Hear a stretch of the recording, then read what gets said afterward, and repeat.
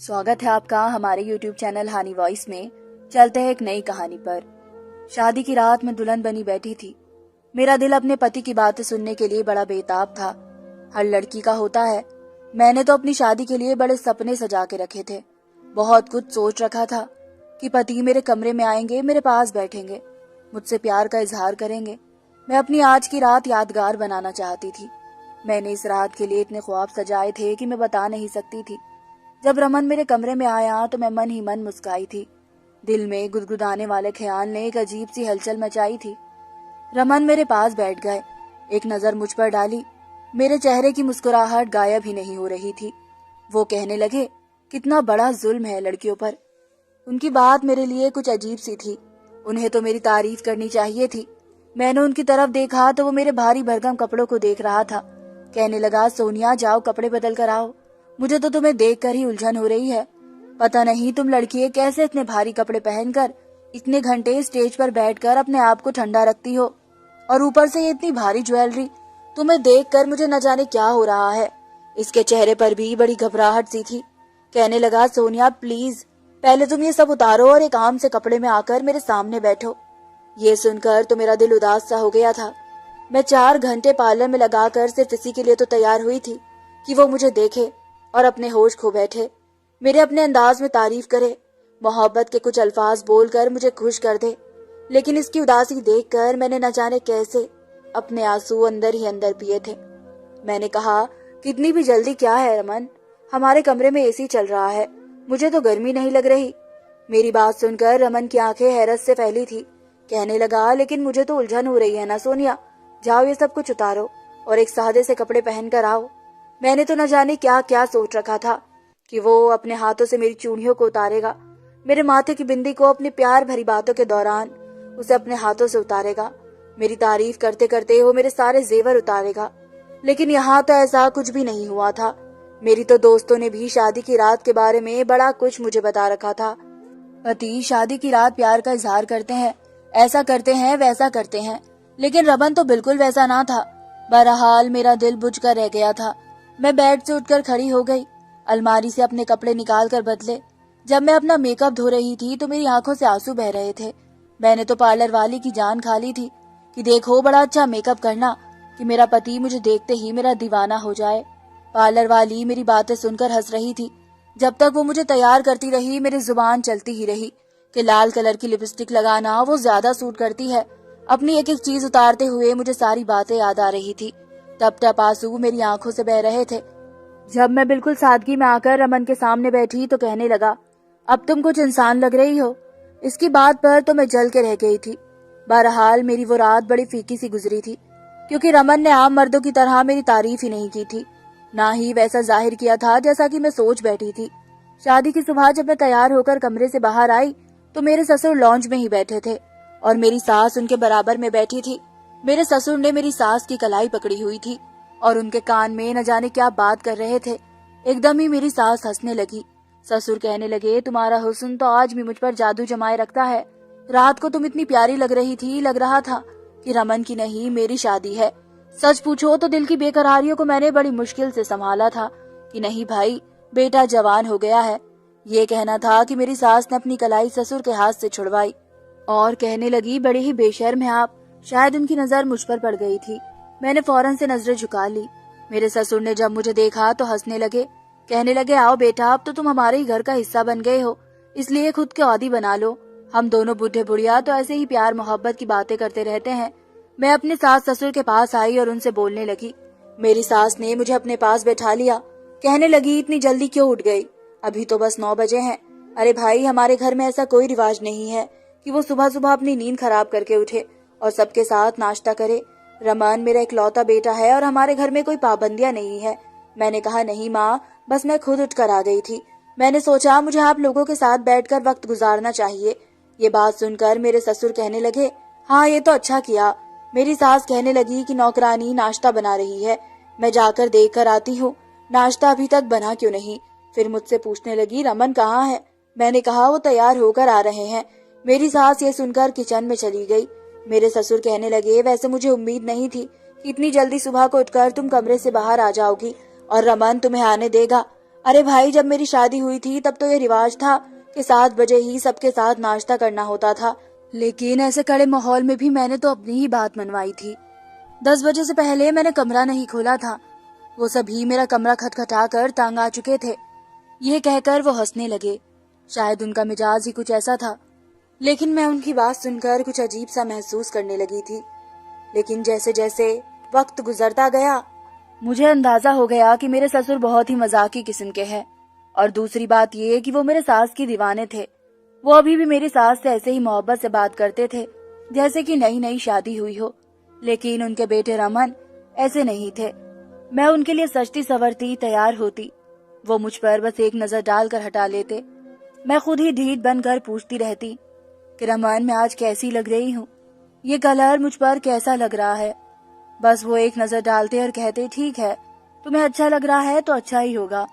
मैं ये समझ नहीं पाती थी कि आखिर वो ऐसा क्यों करते हैं। मैं रमन से एक अच्छे से अंदाज में अपनी तारीफ सुनना चाहती थी। मैं चाहती थी कि वो मेरा हाथ पकड़े, मुझे अपने करीब करने की कोशिश करे। मैं हिचकिचाऊं, पीछे हटूं, लेकिन वो जबरदस्ती मुझे अपने करीब करे, मेरे गले में बाहें डाले, मेरी तारीफ करे और मैं शर्माते हुए नखरे दिखाऊं। ऐसी नोकझोंक से जिंदगी में खूबसूरत से रंग भर जाते हैं, जैसा कि मेरे ससुर करते थे। वो तो मेरी सास का बहुत ख्याल रखते थे, यहाँ तक कि मेरी सास को खाने पीने में भी ऐसी चीज खाने से रोक देते थे जो उनके लिए नुकसानदायक होती थी। एक बार शाम का वक्त था, बारिश होने लगी। मेरे ससुर अपने कमरे में थे। मेरी सास ने जब खूबसूरत मौसम देखा तो मुझसे कहने लगी, सोनिया बेटा, देखो बारिश कितनी खूबसूरत लग रही है। मैंने कहा, हाँ माँ। वो मेरा हाथ पकड़ के मुझे बाहर ले आई। कहने लगी, मुझे ये मौसम बहुत पसंद है। मेरी सास के चेहरे पर खुशी के सारे रंग नजर आ रहे थे। बारिश तो मुझे भी बहुत पसंद थी। हम दोनों ही सहन में बारिश का मजा उठाने लगे, मगर अचानक से ऊपर एक खिड़की से ससुर ने देख लिया। वहीं से सास को पुकारने लगे। कहने लगे, तुम तेज बारिश में क्या कर रही हो? ये कहकर खिड़की जोर से बंद की। मेरी सास कहने लगी, लो आ गई अब मेरी शामत। मैंने कहा, क्यों माँ? वो कहने लगी कि बस तुम्हारे बाबा को मेरी बड़ी फिक्र है। कहते हैं बारिश में नहाओगी तो बीमार पड़ जाओगी। तो मेरी सास अभी ये बात कर ही रही थी कि मेरे ससुर आ गए। मेरी सास को कहने लगे, तुम्हें कब समझ आएगी?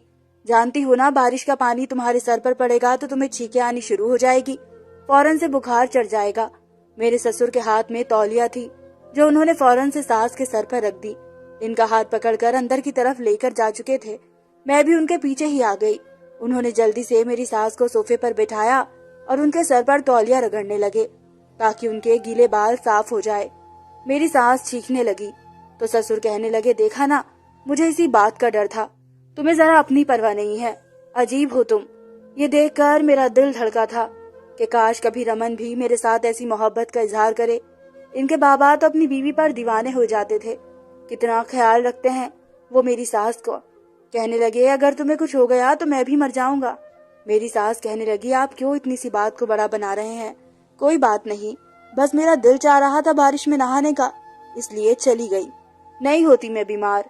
सास की बात सुनकर ससुर कहने लगे, तुम्हें क्या पता, मैं भुगत चुका हूँ ना तुम्हारे बारिश में नहाने वाली आदत को।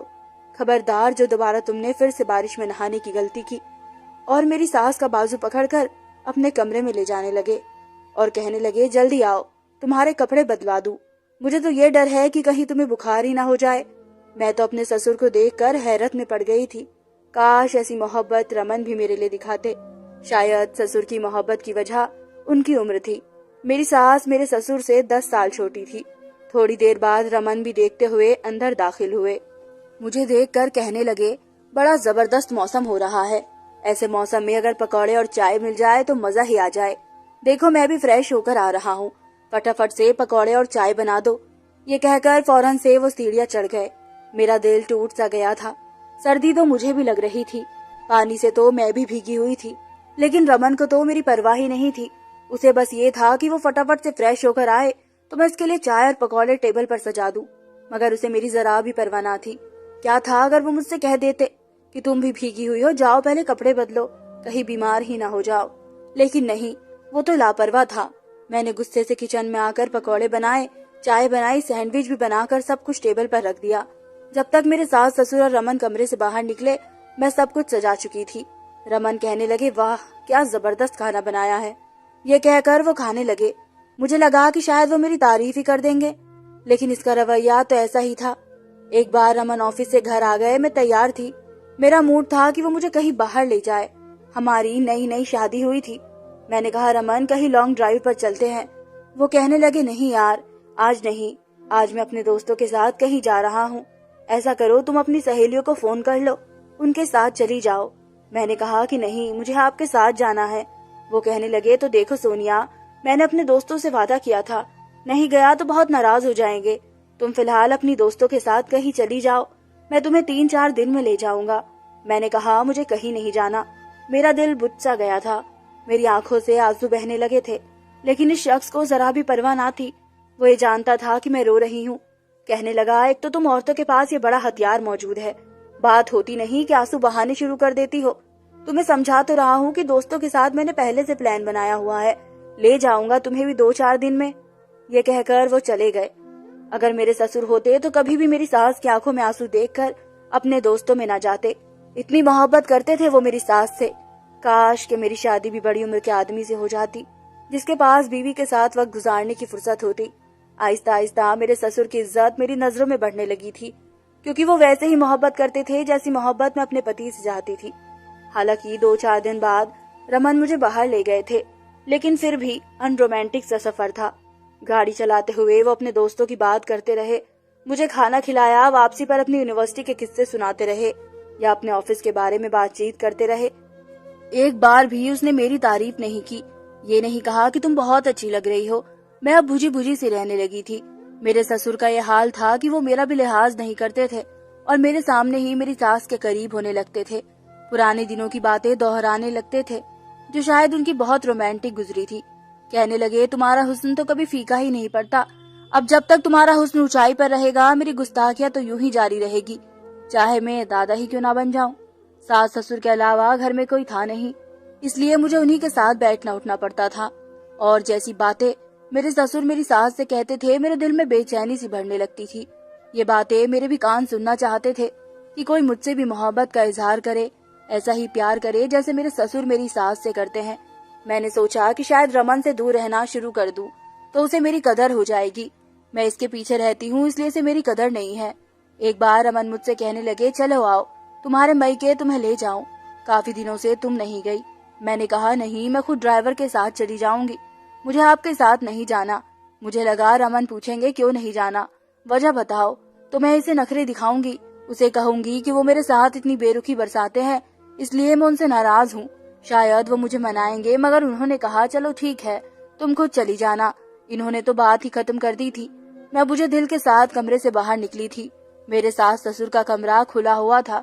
ससुर मेरी सास के बालों में कलियों के गजरे लगा रहे थे, कानों में हल्की हल्की आवाज में बातें कर रहे थे, जिस पर मेरी सास मुस्कुरा रही थी और बार बार मेरे ससुर की छेड़खानियों पर उनके हाथ पीछे कर रही थी कि आप कब सुधरेंगे, अपनी उम्र देखे और अपने काम देखे। वो उन्हें कहने लगे कि दिल जवान होना चाहिए, उम्र का कुछ नहीं होता। एक बार मेरी सास मेरे ससुर से कहने लगी कि वो अपनी बहन से मिलने जाना चाहती है। 2 साल हो गए हैं, लेकिन वो इस बार भी उनके घर नहीं गई। मगर ससुर कहने लगे कि तुम वहाँ चली गई तो मेरा क्या होगा, मैं तो तुम्हारे बिना देवदास बन जाऊंगा, मैं तुम्हारे बिना 2 घंटे की जुदाई भी बर्दाश्त नहीं कर सकता। ये सुनकर मेरे दिल में ख्वाहिश होती कि काश मेरी शादी किसी ऐसे ही आदमी से हो जाती जैसे कि मेरे ससुर है। मैं तो खुद को खुशनसीब समझती। एक मेरा पति है, उसे मेरी कोई परवाह ही नहीं है। कहता है, जाओ अपने दोस्तों के साथ घूमो फिरो, अपनी लाइफ एंजॉय करो, और खुद भी अपने दोस्तों के साथ ही रहना पसंद करते थे। और एक मेरे ससुर है, जिसे मेरी सास के बगैर 2 घंटे रहना पसंद नहीं है। मैं अपने ससुर से इस कदर इम्प्रेस हो चुकी थी कि अंदर ही अंदर कहीं मुझे ये ख्वाहिश होने लगी थी कि वो मेरी सास को छोड़कर मेरी तारीफ करे, जैसी मोहब्बत का इजहार करे मेरी सास से करते हैं, वैसे लफ्ज मेरे भी कान सुना करे। मैंने अपने ससुर के आगे पीछे फिरना शुरू कर दिया। उनका हर काम मैं करने लगी। हालांकि ये सब काम मेरी सास करती थी।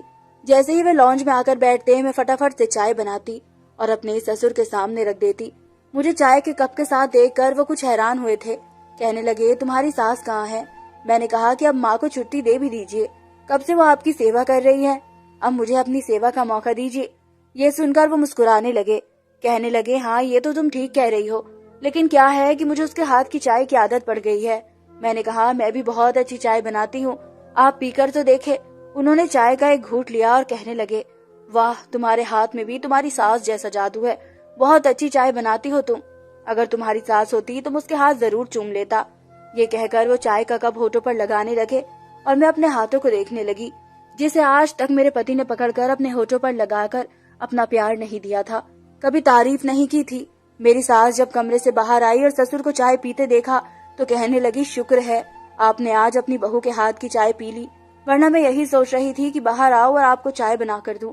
उनके चेहरे से लग रहा था जैसे वो बहुत थकी थकी हो। ससुर कहने लगे, अब ये मत समझना कि तुम्हारी छुट्टी हो गई है। आज तो बहू बनाकर ले आई चाय, तो मैंने चाय पी ली, लेकिन कल से चाय तुम ही बना कर दोगी। अरे जो मजा तुम्हारे हाथ में है वो किसी और के हाथ में कहाँ। अब जब भी मेरे ससुर घर आते मैं भागी दौड़ी उनके पास चली जाती, उनके हाथ से सामान पकड़ लेती, क्योंकि घर का राशन वही लाते थे। उनके हाथ से शॉपर लेती, फटाफट शरबत का गिलास बनाकर उन्हें ला कर दे देती। वो जब मेरे हाथ से गिलास लेकर शरबत पी लेते वो फौरन से सास का नाम पुकारने लगते, फौरन से मेरी सास को बुलाते और कहते कि तुमने क्या बच्ची के सर पर अभी से जिम्मेदारियां डाल दी है। अरे भाई, कितनी बार कहा है, जब मैं बाहर से आता हूँ तो सबसे पहले अपना चेहरा मुझे दिखा दिया करो। तुम हो के कमरे में बैठी रहती हो। मेरी सास को आजकल शाम होते ही हल्का हल्का बुखार हो जाता था, उम्र का तगाजा भी था। मैंने कहा, बाबा आप क्यों माँ के पीछे पड़े रहते हैं, मैं हूं ना, माँ को आराम करने दें। वो कहने लगे, ठीक है करे आराम, वैसे भी ये करती ही क्या है, सारा घर तो तुमने ही संभाल रखा है।